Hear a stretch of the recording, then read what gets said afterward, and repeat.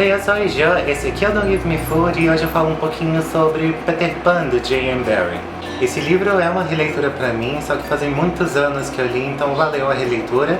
E também é um clássico da literatura infantil, gênero que eu li bastante em 2015, so far.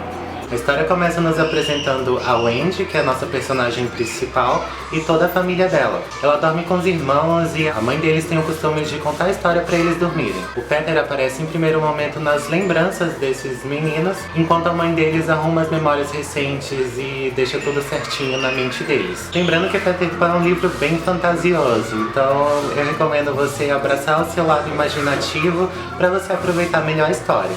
Wendy e os dois irmãos dela têm uma babá que é uma cadela e em determinado dia ela consegue aprisionar a sombra do Peter Pan. E aí, quando ele vem pra resgatar a sombra dele, é que começa a nossa história. Wendy vai ajudar o Peter a colar a sombra de volta e ele acaba seduzindo ela com uma proposta pra ir pra Terra do Nunca, que é onde vai se passar o resto da história. Então, Wendy e os irmãos dela seguem com o Peter pra essa ilha conhecida como Terra do Nunca. Acredito que eu não tenho muito mais a falar da história, por conta de ser uma história clássica, então todo mundo conhece mais ou menos o que acontece em Peter Pan. Então vamos falar de outros aspectos da história que eu acho interessante comentar com vocês. Peter Pan é interessante porque ele traz algumas perspectivas novas para todos os personagens.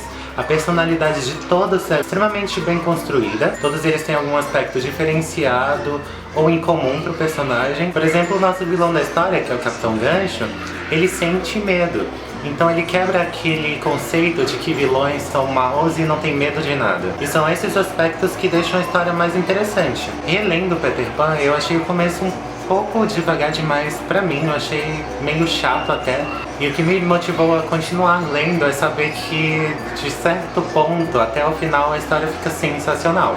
Também é legal você ver a época que o livro foi escrito, para numa releitura você analisar os aspectos que tinham na época, por exemplo, o papel da mulher na sociedade. A proposta que o Peter Pan faz pra Wendy, para convencer ela a ir pra Terra do Nunca, é que ela vai poder cuidar dos meninos perdidos, que são a trupe assim do Peter Pan, e que ela se sente muito tentada, porque a mulher naquela época servia pra isso, cuidar de filhos. Sobre a narração do livro, Peter Pan antes era Peter e Wendy, que foi inspirado numa peça. Então, lendo a história, você consegue ver que o narrador, querendo ou não, ele te dá a impressão de você estar ali numa plateia, assistindo a uma peça. Faz até com que você queira ter essa interação que você teria se fosse uma peça de verdade.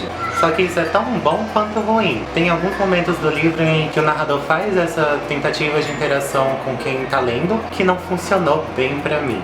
Peter Pan é um personagem bem singular, ele tem algumas características bem específicas, como o esquecimento, ele pode viver uma grande aventura e esquecer no dia seguinte, como ele pode lembrar de uma hora para outra de uma coisa que aconteceu há bastante tempo. Isso é bastante interessante de acompanhar também durante a história. Outra coisa interessante também é que o que a gente tem de informação da personalidade dos personagens, temos de pouco para a Terra do Nunca. O autor fala pouquíssimo sobre a Terra do Nunca, então vai ficar por conta da sua cabeça e da sua criatividade montar a ambientação onde a história se passa. A subjetividade fica tanta que você é até difícil saber como o tempo passa lá e quanto tempo a Wendy e os irmãos dela passaram com Peter. Peter Pan também dá um link para outro livro da época que se chama A Ilha do Tesouro, de outro autor, e também tem piratas envolvidos. Eu acho que a coisa mais legal em reler Peter Pan foi o entendimento da história. Eu acho que se você pegar mais 5 amigos e as 5 pessoas lerem o livro, cada uma vai tirar alguma coisa diferente da história. E esse aspecto para mim é uma coisa que faz um bom livro. E por mais que seja um livro infantil, você é adulto que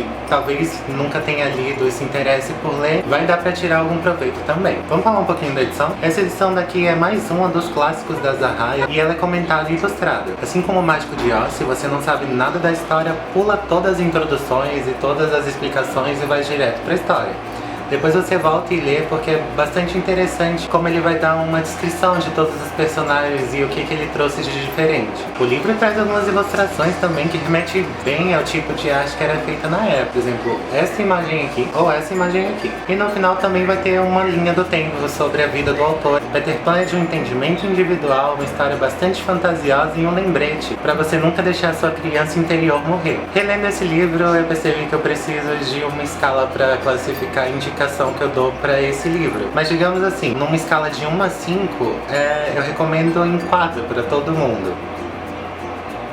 Eu realmente preciso de uma escala nova. Pra quem assistiu até aqui e é novo no canal, por favor se inscreva que vai me ajudar bastante com a divulgação dos vídeos. As minhas redes sociais vão estar aparecendo aqui. E se você ainda não viu a minha lista de 12 livros para 2015, que já tá acabando, é só clicar aqui e ir lá pra ver. Eu espero que vocês tenham gostado do vídeo e até o próximo. Tchau!